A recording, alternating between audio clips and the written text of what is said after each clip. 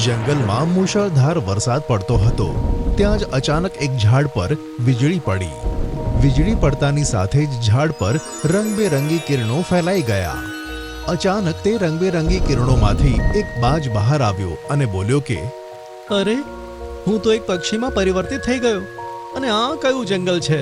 જે પણ હોય, મારે વરસાદથી બચવા માટે કોઈ ઠેકાણું શોધવું પડશે. અને બાજ ઉડતા ઉડતા તે જગ્યાએ પહોંચી ગયો કે જ્યાં ચકલીઓના સુંદર ઘરો બન્યા હતા. ત્યાં જ બાજની નજર એક સુંદર ચકલી પર પડી. બાજ ઉડીને તે સુંદર ચકલી પાસે ગયો અને બોલ્યો કે, વરસાદ બહુ પડી રહ્યો છે. શું મને વરસાદથી બચવા માટે કોઈ જગ્યા મળશે? મારું નામ મીનુ છે. હું ચકલીઓની રાણી છું. તું કોણ છે? તને તો આ જંગલમાં પહેલા ક્યારેય જોયો જ નથી. મારું નામ કપાલા છે. હું બીજા જંગલનો રહેવાસી છું. માફ કરજે કપાલા, અત્યારે અમારા ઝુંડમાં કોઈ ખાલી ઘર નથી. તું મને કદાચ ઓળખતી નથી ચકલીઓની રાણી. હું ઈચ્છું તો અત્યારે જ તને મારી શકું છું. તેવું તો ક્યારેય વિચારતો જ નહીં તો તું જ નહીં બચી શકે. બધી ચકલીઓ ઘરમાંથી હમણાં જ બહાર નીકળો. મીનુ ચકલીનું આટલું કહેવાની સાથે જ ઘણા બધા ઘરોમાંથી ઘણી બધી ચકલીઓ બહાર આવી ગઈ. કપાલા, બસ. અમારા જંગલમાં બધા જ પક્ષીઓ અને પ્રાણીઓ હળી મળીને રહે છે. તેથી અહીંયા દાદાગીરી બતાવવાનો જરાય પ્રયત્ન ના કરીશ. ચૂપચાપ અહીંયાથી નીકળી જા, નહીં તો મફતમાં મારીશ અહીંયા. આટલી બધી ચકલીઓને જોઈને કપાલાબાજ ચૂપચાપ ત્યાંથી જતો રહ્યો અને એક ઝાડ પર બેસીને પોતાને જ કહે છે, જંગલમાં બધા હળી મળીને રહે છે. એકતામાં ઘણી તાકાત હોય છે, જે મારા માટે ઘાતક છે. જો હું બાજના રૂપમાં ના હોત ને તો એ જ વખતે ચકલીઓની રાણીને મજા ચખાવત. બીજા દિવસે વરસાદ બંધ થયા પછી કપાલાબાજ આખા જંગલમાં ફરતો હતો કે અચાનક તેની નજર બાજના એક ટોળા પર પડી. કપાલાબાજ તે ટોળાની નજીક આવી ગયો. કોણ છે તું? તું આ જંગલનો નથી. મારું નામ કપાલા છે અને મારું નામ હેનરી છે. 2 દિવસથી બહુ વરસાદ પડતો હતો. એની પાસે રહેવા કોઈ ઘર ન હતું. વરસાદમાં પલળવાને કારણે તે બીમાર પડ્યો. કેટલી દુઃખની વાત છે હેનરી. એક બાજ થઈને તું બીજા બાજને બીમાર થતા જુએ છે. હું કંઈ સમજો નહીં. તું એક બાજ છે અને બાજની ઝડપ પક્ષીઓમાં સૌથી વધારે હોય છે. તારે તો પક્ષીઓના રાજા હોવું જોઈએ.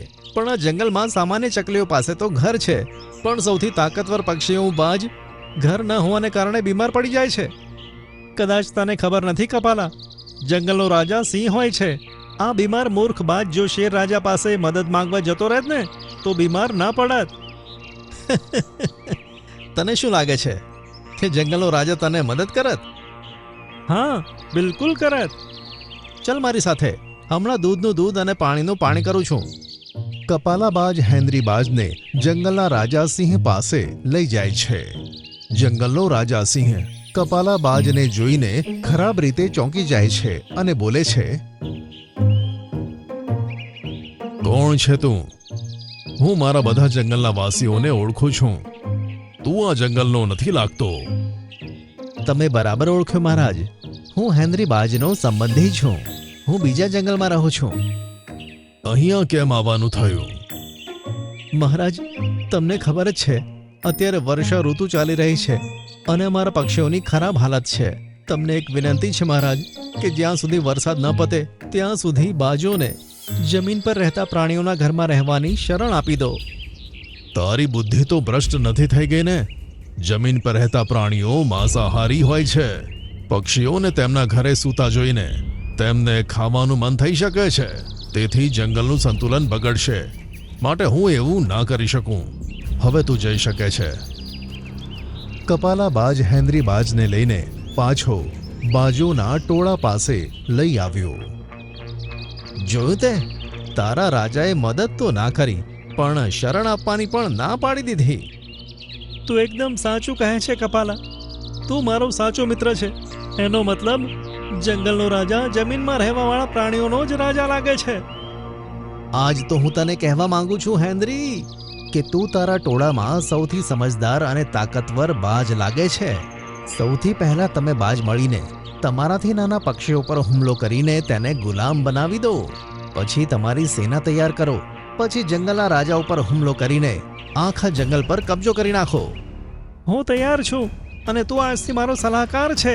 બતાય હું ક્યાંથી શરૂઆત કરું? સૌથી પહેલા તારે ચકલીઓને ગુલામ બનાવવી જોઈએ, કારણ કે તે પક્ષીઓના નામે કલંક છે. ચલો મારી સાથે, હમણાં ચકલીઓ પર હુમલો કરીએ. થોડી જ વારમાં બધા બાજ ચકલીઓના ઘરની આસપાસ ઉડવા લાગ્યા. આ જોઈને ચકલીઓની રાણી મીનુ આ બધું શું થઈ રહ્યું છે હેનરી? તારી આઝાદીના દિવસ ખતમ થયા મીનુ. કાં તો તું ખુશીથી અમારી ગુલામી સ્વીકારી લે અને તમારા ઘર ખાલી કરીને આપી દો, નહીં તો મરવા માટે તૈયાર થઈ જાઓ. પણ તું એવું કેમ કરી રહ્યો છે હેનરી? હું પક્ષીઓની સેના બનાવીને જંગલના રાજાને મારવા માંગુ છું અને હું જંગલનો રાજા બનવા માંગુ છું. તો બહુ મોટી ભૂલ કરી રહ્યો છે હેનરી. તને શું લાગે છે કે તું જંગલના રાજા સિંહનો સામનો આટલી સરળતાથી કરી શકીશ? જ્યારે બધા પક્ષીઓ એક સાથે મળીને જંગલના રાજા પર હુમલો કરશે ને, તો તે તેમનો સામનો નહીં કરી શકે અને આખા જંગલમાં હેનરીનો ડર ફેલાઈ જશે અને હેનરી જંગલનો રાજા બની જશે. સમજી ગઈ. એટલે કે તે જ હેનરીને ભડકાવ્યો છે. બકવાસ બંધ કર મીનુ ચકલી. ચૂપચાપ તારી હાર માની લે અને અમારી ગુલામ બની જા. પરિસ્થિતિને જોતા ચકલીને હાર માનવાનું જ યોગ્ય લાગ્યું. બધી ચકલીઓએ પોતાના ઘર ખાલી કર્યા અને બધા બાજોએ તેમના ઘર પર કબજો મેળવ્યો. હવે તારે વધારે પક્ષીઓને ભેગા કરવાની જરૂર છે. થોડા જ દિવસોમાં હેનરી બાજે ઉડવાવાળા બધા જ પક્ષીઓને પોતાની વાતમાં લઈ લીધા. જંગલના બધા પક્ષીઓ આ વાત માટે તૈયાર છે કે મારે જ રાજા બનવું જોઈએ. હવે મને બતાય, સિંહ ઉપર હુમલો ક્યારે કરીએ? હમણાં જ, અત્યારે.